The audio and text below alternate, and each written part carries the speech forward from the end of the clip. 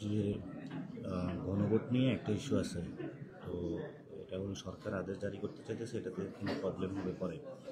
এটা হলো বিধির বিষয় আছে কি, এটা হলো মুসাবাইরে বইলা ওনাকে দিয়ে বলা যে গণভোট নিয়ে আসিফ নজরুল বলছে মুসাবাইকে ফোন দিয়ে।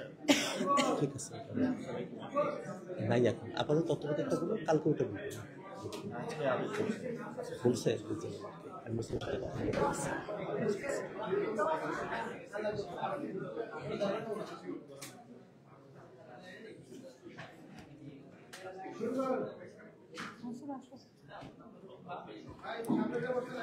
ভাই আমরা শুরু করি।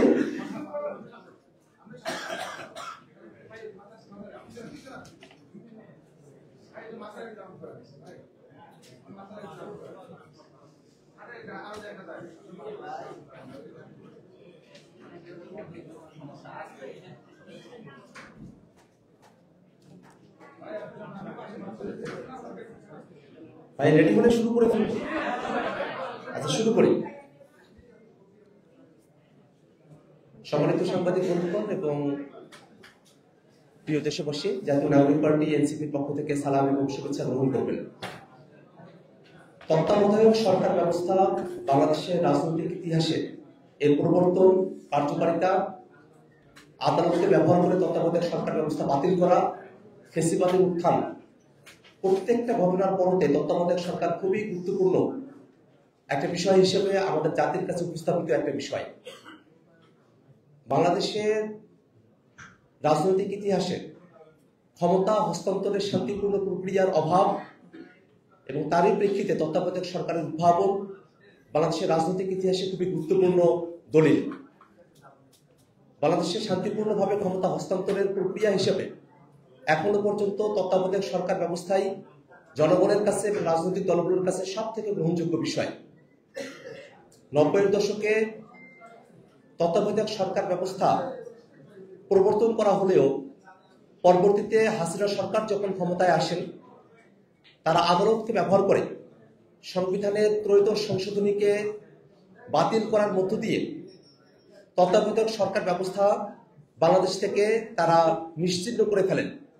এবং তারও পটপরিক্রমায় আমরা দেখেছি 14, 18 এবং 24-এর একতরফা নির্বাচন, হাসিনা সরকার যেগুলোকে দামি নির্বাচনের আয়োজন করেছিল সেই ধরনের পরিস্থিতি এবং বাংলাদেশে ফ্যাসিবাদের দ্বার উন্মুক্ত হয়েছিল। আজকে ত্রয়োদশ সংশোধনীর তত্ত্বাবধায়ক সরকারের বিষয়ে বাংলাদেশের উচ্চ আদালত যে যুগান্তকারী রায় প্রদান করেছেন, তার মধ্য দিয়ে হাসিনা সরকারের আমলে প্রদান করা কলঙ্কজনক রায় থেকে বাংলাদেশের বিচার বিভাগ এবং যে জাতি মুক্তি লাভ করেছে, আমরা এটাকে একটা ইতিবাচক ঘটনা হিসেবে দেখি। কিন্তু বাংলাদেশের রাজনৈতিক দলগুলো সেই 90-এর দশকে যেমন তত্ত্বাবধায়ক সরকারের ব্যাপারে একমত হয়েছিল, আজকের এই রায় ঘোষণার আগেও জুলাই সনদ প্রণয়নের জন্য আমরা যখন ঐক্যমত্য কমিশনে একত্রিত হয়েছিলাম, সেই ঐক্যমত্য কমিশনেই বাংলাদেশে ফ্যাসিবাদ বিরোধী রাজনৈতিক দলগুলো যারা ঐক্যমত্য কমিশনে অংশগ্রহণ করেছিলেন, আমরা সকলে মিলে তত্ত্বাবধায়ক সরকার ব্যবস্থা পুনঃপ্রবর্তনের ব্যাপারে আমরা একমত হয়েছিলাম। অতএব আজকে রায়ের মধ্য দিয়ে বিগত সময়ে হাসিনার আমলে ফ্যাসিবাদী কায়দায় তত্ত্বাবধায়ক সরকার বাতিল করে যে রায় প্রদান করা হয়েছিল, সে কলঙ্ক থেকে জাতি মুক্তি লাভ করেছে। কিন্তু একই সাথে তত্ত্বাবধায়ক সরকার ব্যবস্থা যদি আজকে রায় নাও হতো, তারপরেও আমরা বাংলাদেশে ফ্যাসিবাদ বিরোধী সকল রাজনৈতিক দল একমত হয়েছিলাম যে বাংলাদেশে শান্তিপূর্ণভাবে ক্ষমতা হস্তান্তরের প্রক্রিয়া হিসেবে তত্ত্বাবধায়ক সরকার ব্যবস্থাকে ফিরিয়ে নিয়ে আসা হবে। জুলাই সনদের আদেশ জারি করা হয়েছে, জুলাই সনদের খসড়া এবং ড্রাফট আমাদের সকলের কাছে উপস্থিত।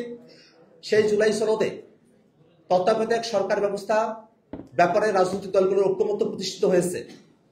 তত্ত্বাবধায়ক সরকার ব্যবস্থা কিভাবে গঠিত হবে সেই একটা ফর্মুলার ব্যাপারেও জুলাই সনদের মধ্যে বিস্তারিত আলোচনা রয়েছে।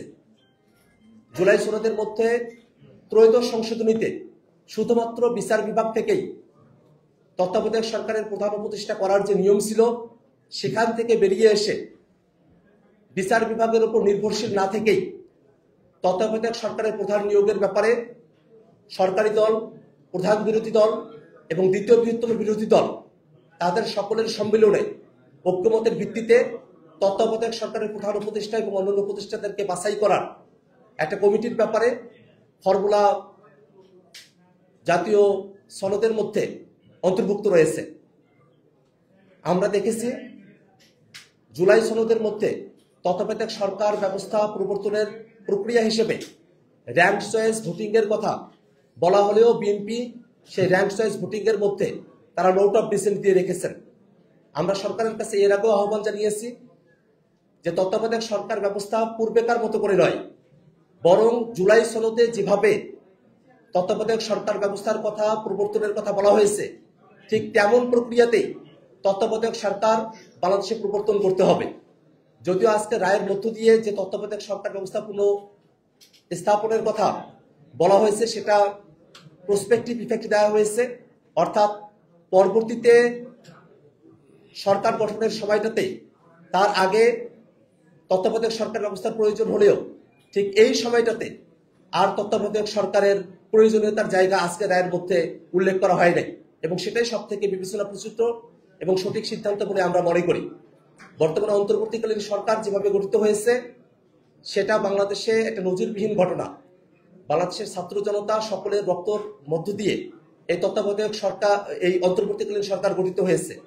সে অন্তর্বর্তীকালীন সরকারের গঠিত ঐক্যমত্য কমিশনে তত্ত্বাবধায়ক সরকারকে ফিরিয়ে নিয়ে আসার ব্যাপারে যে প্রক্রিয়ার ব্যাপারে আমরা সম্মত হয়েছি, জুলাই সনদে যে প্রক্রিয়ায় তত্ত্বাবধায়ক সরকারকে ফিরিয়ে নিয়ে আসার কথা বলা হয়েছে, সামনের দিনে তত্ত্বাবধায়ক সরকারকে সেই প্রক্রিয়াতেই গঠন করতে হবে, এই আহ্বান এবং এই বাধ্যবাধকতার কথা জানিয়ে আমরা আমাদের আজকের যে রায় সেটাকে আমরা স্বাগত জানাচ্ছি। আপনাদের আর কোন প্রশ্ন আছে?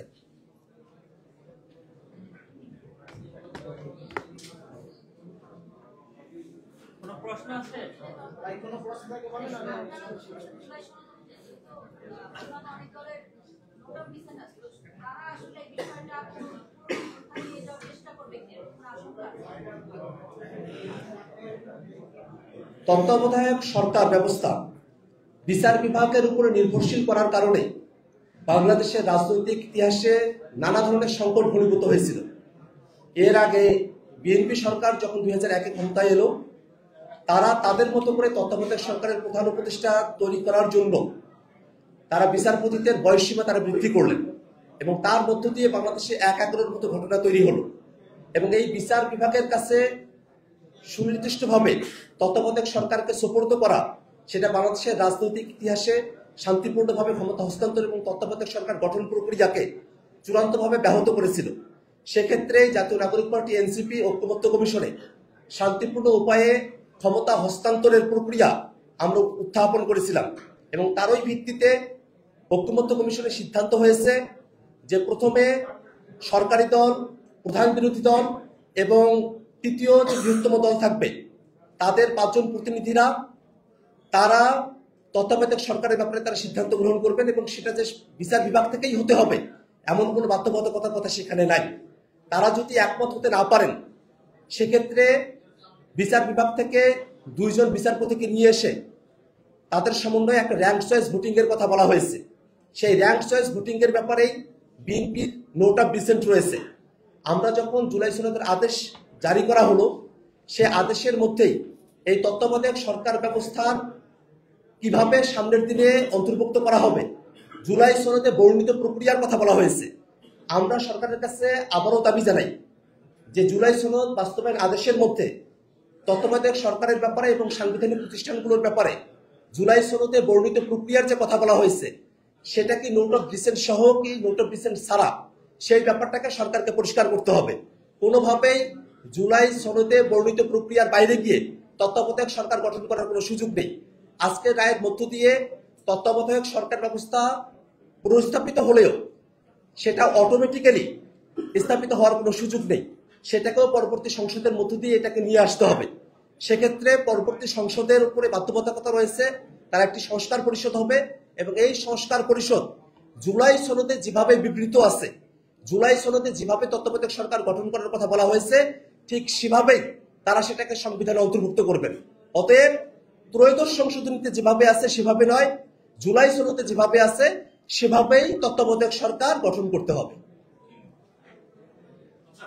প্রশ্ন একটু অন্যভাবে, সেটা হচ্ছে এনসিপি এখন পর্যন্ত জুলাই সনদে সই করেনি। এমন কি কোনো সম্ভাবনা আছে যে নির্বাচন চলে আসলো, যদি নির্বাচনের বেশি দিন বাকি নেই, জুলাই সনদে সই না করে এনসিপি নির্বাচনের দিকে গেল? জুলাই সনদের স্বাক্ষরকে আমরা একটা আনুষ্ঠানিকতা হিসেবে দেখি। জুলাই সনদের পরিপূর্ণ বাস্তবায়ন এবং এটার আইনি ভিত্তিকে সঠিকভাবে প্রেজেন্ট করাটা আমাদের কাছে সবথেকে গুরুত্বপূর্ণ বিষয়, এবং এই কারণেই আমরা জুলাই সনদের স্বাক্ষর থেকে বিরত রয়েছি। যে জুলাই সনদের আদেশ প্রদান করা হয়েছে সে আদেশের মধ্যে এখনো অস্পষ্টতা রয়ে গেছে।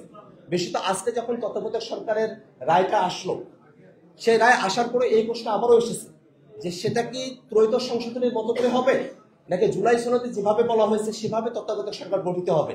সেই অস্পষ্টতাও কিন্তু সরকারের তরফ থেকে পরিষ্কার করা হচ্ছে না। যদিও অ্যাটর্নি জেনারেল বলেছেন যে জুলাই সনদে যেভাবে বলা হয়েছে সেভাবে হবে, কিন্তু তারপরেও এখনো বিভিন্ন রাজনৈতিক দল, বিশেষত বিএনপি, তারা ত্রয়োদশ সংশোধনীতেই ফিরে যাওয়ার তারা কথা বলেছেন। কিন্তু ত্রয়োদশ সংশোধনীতে যেভাবে তত্ত্বাবধায়ক সরকারের কথা বলা হয়েছে সেটা বাংলাদেশের রাজনৈতিক ইতিহাসে নানা ধরনের সংকট তৈরি করেছে, এক একের মতো পরিস্থিতি তৈরি করেছে। সে জায়গায় শুধুমাত্র বিচার বিভাগের উপর নির্ভরশীল না হয়ে জুলাই সনদে যেভাবে তত্ত্বাবধায়ক সরকারের কথা বলা হয়েছে সেভাবে তত্ত্বাবধায়ক সরকার গঠন করাই বাংলাদেশে শান্তিপূর্ণভাবে ক্ষমতা হস্তান্তরের জন্য সব থেকে উপযোগী পদ্ধতি, এবং এর ব্যত্যয় করার কোনো সুযোগ নেই। এই কারণেই আমরা সরকারের কাছে দাবি জানিয়েছি যে ধরনের অস্পষ্টতাগুলো রয়েছে সেই অস্পষ্টতাগুলোর কারণে জুলাই সনদের যারা ক্ষমতাপ্রাপ্ত হবেন তারা তাদের মতো করে ব্যাখ্যা করে তাদের মতো করে সেটাকে বাস্তবায়ন করার নিজস্ব দলীয় এজেন্ডা হিসেবে সেটাকে নিয়ে আসার মতো সুযোগটা জুলাই সনদের ভাষ্যের মধ্যে রয়ে গেছে। সে কারণেই আমরা সরকারের কাছে আহ্বান জানিয়েছি যে আদেশ জারি করা হয়েছে সে আদেশের মধ্যে যে অস্পষ্টতাগুলো আছে সেই অস্পষ্টতাগুলো যদি দূরীকরণ করা হয়, জুলাই সনদের পরিপূর্ণ বাস্তবায়ন নিশ্চিত করা হয়, সেক্ষেত্রে জাতীয় নাগরিক পার্টি এনসিপি জুলাই সনদে স্বাক্ষর করতে আমাদের কোনো বাধা থাকবে না। সরকার কি ব্যাখ্যা দিবে, যে ব্যাখ্যাটা আসলে চাওয়া হচ্ছে? বর্তমান পরিস্থিতি বোঝা যাচ্ছে যে সরকার ব্যাখ্যা দিবে। আমাদের তো মানে আপনারাও নির্বাচনের দিকে ঝুঁকে পড়ছেন। বাংলাদেশে নির্বাচন, বাংলাদেশের ফেসিবাদ বিরোধী সকল পক্ষ আমরা নির্বাচন প্রত্যাশা করি। নির্বাচনের মধ্য দিয়ে শান্তিপূর্ণ উপায়ে ক্ষমতা হস্তান্তর হতে হবে, বাংলাদেশে একটা ধারাবাহিকতা তৈরি করতে হবে, সেটা আমরা সকলেই প্রত্যাশা করি। কিন্তু নির্বাচনের সাথে জুলাই সনদ বা নির্বাচনী জোট হওয়া না হওয়া এগুলোর সাথে জুলাই সনদকে আমরা নির্ভরশীল মনে করি না। জুলাই সনদ টোটালি ডিফারেন্ট একটা ডকুমেন্ট, এবং এটা সরকারের একটা আলাদা এজেন্ডা এবং সরকারের একটা আলাদা কর্তব্যের জায়গা। সরকারকে জুলাই সনদের বিষয়ে যদি সুস্পষ্ট বক্তব্য সরকারের তরফ থেকে না থাকে তাহলে যে সংকটের কথা বলা হচ্ছে সেই সংকট দূরীভূত হবে না। অতএব সামনের যে নির্বাচন সেই নির্বাচনকে অংশগ্রহণমূলক করতে হলে সেই নির্বাচনে যেন ফেসিবাদ বিরোধী সকল পক্ষ অংশগ্রহণের সুযোগটা পায়, সে কারণে হলেও সরকারকে জুলাই সনদ বাস্তবায়ন আদেশের সুস্পষ্ট ব্যাখ্যা জাতির কাছে উপস্থাপন করতে হবে, এবং সে ব্যাখ্যা পেলেই আমরা জাতীয় নাগরিক পার্টি এনসিপি জুলাই সনদে স্বাক্ষর করতে আমাদের বাধা থাকবে। যদি জুলাই সনদের যে আদেশের কথা বলা হয়েছে সরকারের তরফ থেকে সেখানে যদি অস্পষ্টতা রয়ে যায়, সে অস্পষ্টতা নিয়ে সামনে নির্বাচন কিভাবে অনুষ্ঠিত হবে সেটা নিয়ে একটা অস্পষ্টতার জায়গায় তৈরি হবে।